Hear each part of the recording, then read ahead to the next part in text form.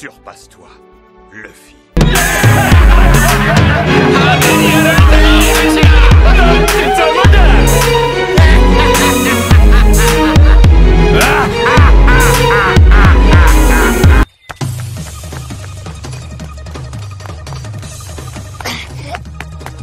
Je compte sur toi, papy. Pourtant, nous connaissons les animaux avec lesquels Luffy s'est entraîné. Selon vous, est-ce qu'il a seulement maîtrisé le Snake Man et le Bondman? Alors aujourd'hui, nous allons établir une théorie sur un animal très spécial qui peut être la future forme de Luffy dans le prochain chapitre de One Piece. Salut les théologistes, j'espère que vous allez bien. Aujourd'hui, je vais vous présenter une théorie sur la transformation de Monkey D. Luffy le Gear 4 qui sera appelé Tigreman. À la fin de la vidéo, nous parlerons de la forme hybride de Kaido et en fait, j'ai une théorie à vous proposer sur sa forme hybride. Mais avant de commencer la vidéo, j'aurai une petite annonce à vous faire. Je suis en train de travailler dur pour essayer d'atteindre les 100 premiers abonnés de la chaîne. Alors si tu es en train de regarder la vidéo sans t'abonner, veuillez t'abonner pour permettre le développement de ma chaîne YouTube et pour me motiver. Merci pour votre soutien.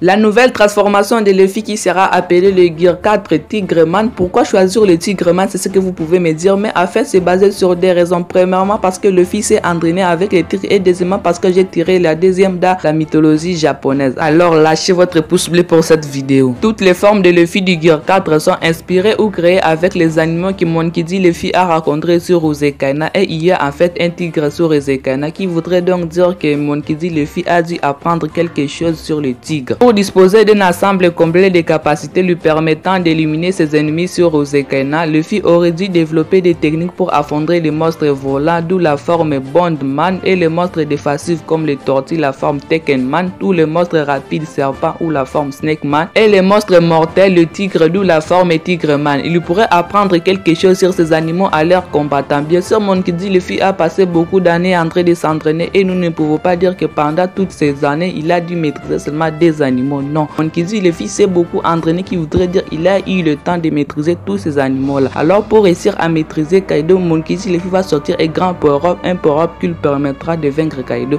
Et ce power-up là, ça sera fait de développer un nouveau Gear 4 qui sera appelé le Tigreman.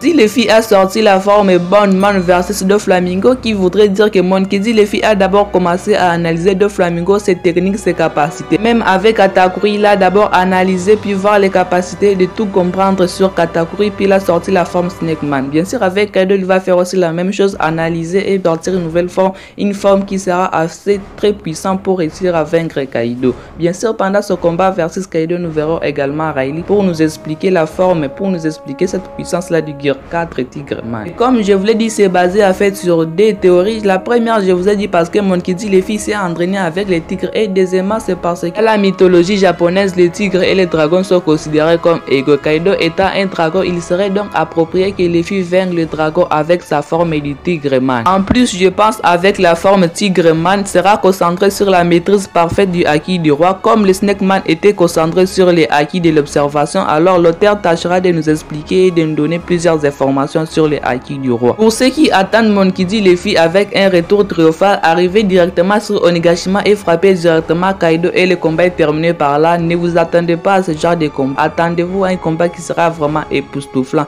un combat que vous n'allez pas oublier. Et n'oubliez pas toujours l'auteur, car l'auteur ferait toujours de son mieux pour nous régaler, nous les téléspectateurs. Alors comme Kaido a déjà fait beaucoup de mal, alors l'auteur tâchera aussi de mettre Luffy au-dessus de Kaido. Comme je vous l'ai dit, je vais parler de Kaido, en fait je vais vous parler de la forme hybride de Kaido.